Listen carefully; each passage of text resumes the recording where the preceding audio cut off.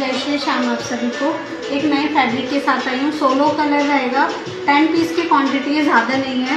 जो फैब्रिक है वो कोटा डोरिया रहने वाला है। सूट की लुक मैं आपको चेक करा देती हूँ। बिल्कुल लहरिया प्रिंट में सूट रहेगा। ये देखिए फुल लेंथ रहने वाली है सूट की। स्टार्टिंग में आपको ये थोड़ा सा मोती टसल्स के साथ मिलेगा इस तरीके से प्रिंट। फिर नीचे जो आप देखेंगे इसमें बिल्कुल हैंडवर्क का और प्रिंट का काम है।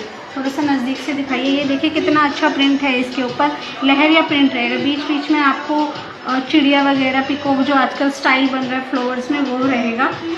बॉटम भी इसकी भी 2.5 रहेगी आपकी। दुपट्टे की अगर मैं बात करूँ, दुपट्टा सिल्क में रहेगा। देखिए कितना अच्छा दुपट्टा है।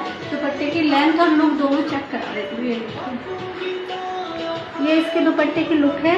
ये सूट रहने वाला है। नीचे आपको इस तरीके से वर्क मिलेगा और जो इसकी बॉटम रहेगी सेम 2.5 में सॉफ्ट फैब्रिक में रहेगी।